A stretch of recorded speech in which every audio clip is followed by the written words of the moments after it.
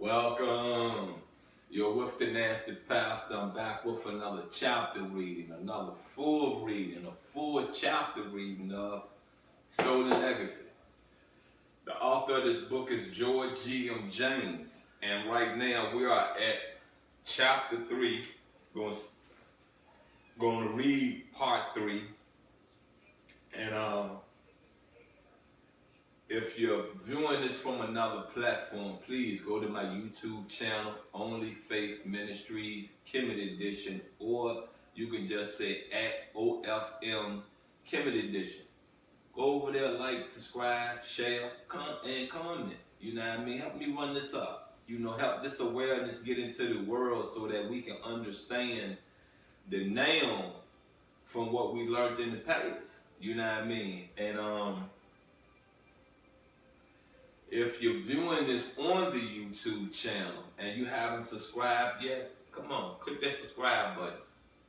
Share it, put it places that people that follow your content will see it. And click on it. Get some education out of it. Anywho, once again, I am the Nasty Pastor. We're on chapter 3, part 3. And the title is The Abolition of Greek Philosophy Together with the Egyptian Mysteries. From the conquest of Egypt by Alexander the Great, the Greeks, who were always attracted by the mysterious worship of the Nile land, began to imitate the Egyptian religion in its entirety. And during the Roman occupation, the Egyptian religion spread not only to Italy, but throughout the Roman Empire, including Brittany. Now think about this. We know Italy and Europe, right? Now remember, I keep saying that, you know what I mean, there are some things that were taken out of Kemet, out of ancient Kemet, that was brought into Canaan, that was brought into the Middle East, and it grew legs and traveled into Europe, right? Good. Now you know what I said to hold some weight, to hold some truth, hold some fact in it, because I just read. You get it? Egyptian religion in its entirety. And during the Roman occupation, the Egyptian religion spread not only to Italy, but throughout the Roman Empire, including Brittany. You feel me? All that in Europe. Anywho, let's go and keep moving. From the conquest of Egypt by Alexander the Great,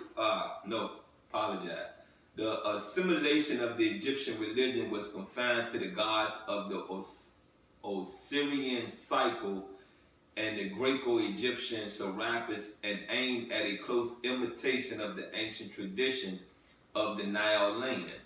Owing to the splendor of architecture and hieroglyphs of the temples, the obsoletes and sphinx before the shrines, and linen vestments, and the shaven heads and faces of priests, the endless and obscure ritual filled the Greeks with awe, and wonderful mysteries were consequently believed to have underlain these incomprehensibles, and the Egyptian religion stood in the way of the rising Christianity. The success of the Egyptian religion was due, no doubt, on the one hand to its conservatism, while on the other to the shadowy philosophical abstractions which constituted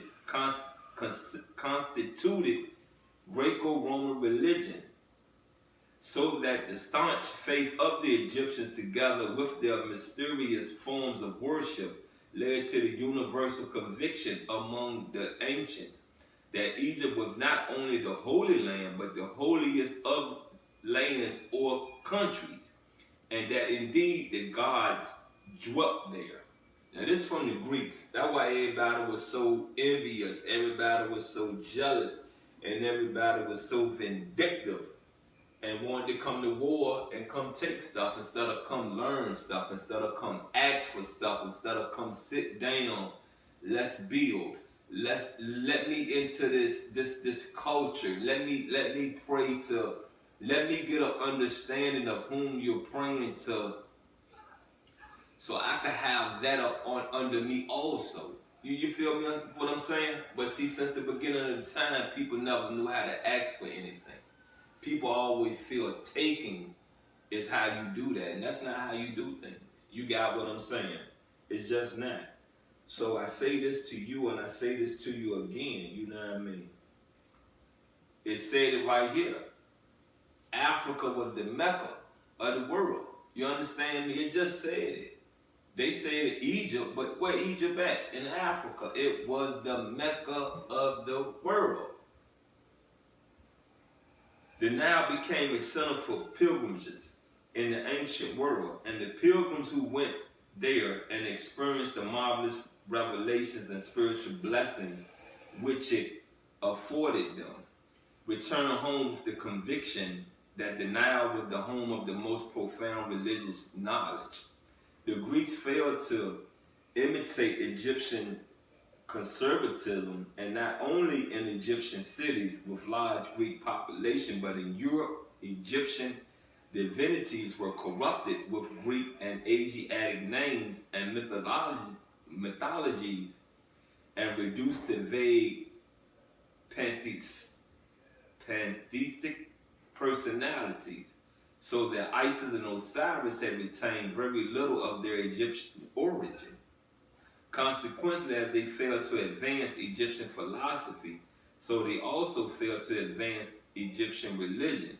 Now, you heard what he said about Isis and Osiris, right? Which means they were lying on them before Christ, right? They were going in other countries, lying on them, and all this was before Christ, right? Good. What they tell you about the black community? As I said, other communities fear us. They fear the knowledge we have. They fear the strength we have. They feel they fear the bond we have with whom we pray to. Yes, it's a struggle. Yes, it's been a back-breaking learning experience. And once again, it's time to listen. It's time to obey the commandments. It's time to really take whom you pray to serious. The Nile became a center for pilgrimages in the ancient world, and the pilgrims, apologize. We're right. Where we at? We're here. During the first 4 centuries of the Christian era, the religion of Egypt continued unabated and uninterrupted, but after the Edict of Theodosius at the end of the 4th century AD, ordering the close of Egyptian temples, Christianity began to spread more rapidly, and both the religion of Egypt and that of Greece began to die. In the island of Philae, in the first cataract of the Nile, however, the Egyptian religion was continued by its inhabitants, the Blimians and Nobadians, who refused to accept Christianity, and the Roman government, fearing a rebellion, paid tribute to them as an appeasement. Now you see how when you close the temples, another religion flourish, another religion take off, another religion grow legs and get to walking without you having to take it anywhere, all right? Okay, that's what the lies was for. That was all this, man.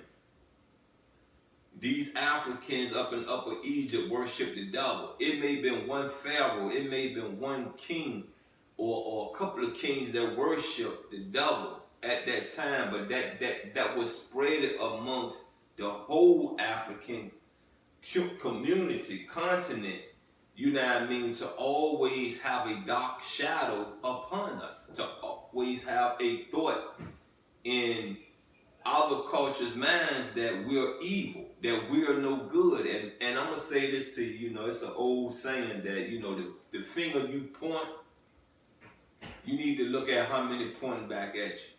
You got more pointing back at you than that one you pointing at somebody else or something. During the 6th century AD, however, Justinian issued a second edict which suppressed this remnant of Egyptian worshippers and propagated Christianity among the Nubians. With the death of the last priest who could read and interpret the writings of the words of the gods, the Egyptian faith sank into oblivion.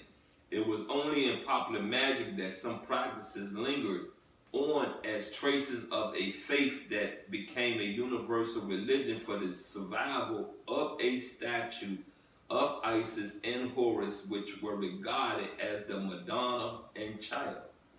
A sentiment of admiration and awe for this strangest of all religions still survive, but the information from classical writers concerning this faith has been incomplete.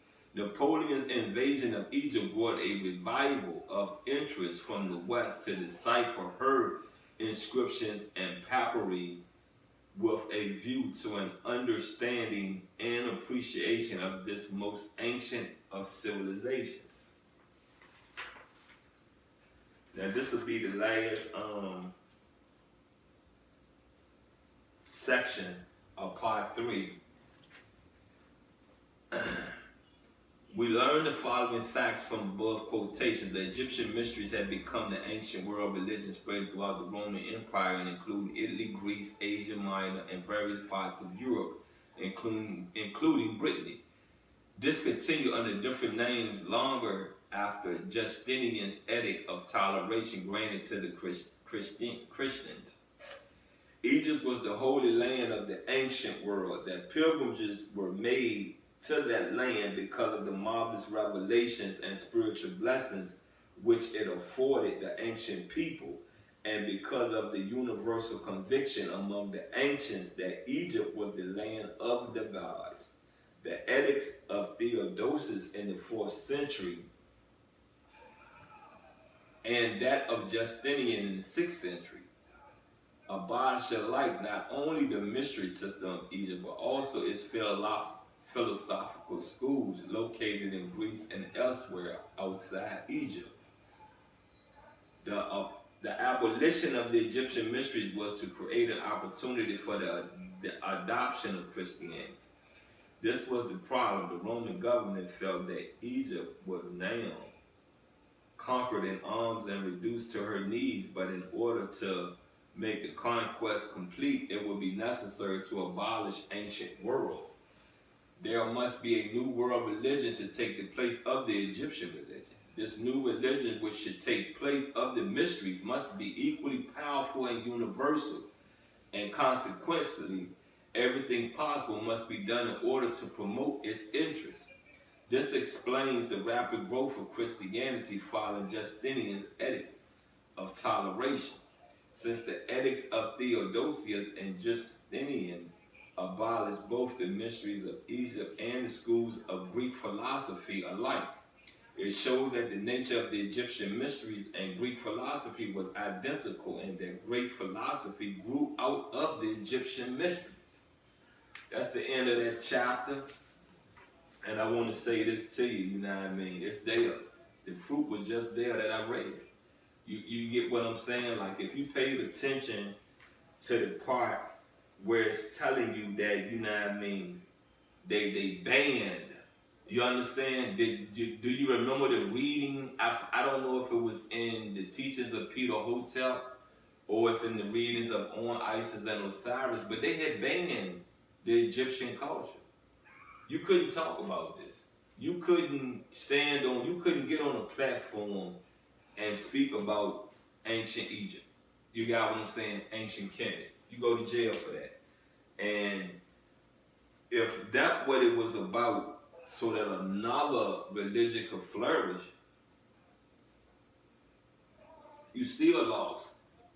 Because you brought chaos into the world. You got what I'm saying? You took something from ancient Kemet, changed it around to fit your culture, and you still lost at the end of the day. You feel me? Because you're the blame, not us Kemites. You are the blame. Anywho, once again, I am the Nasty Pastor. Please go to my YouTube channel, OFM Kemet Edition. Like, share, subscribe, comment, and look, I love you. I'm out.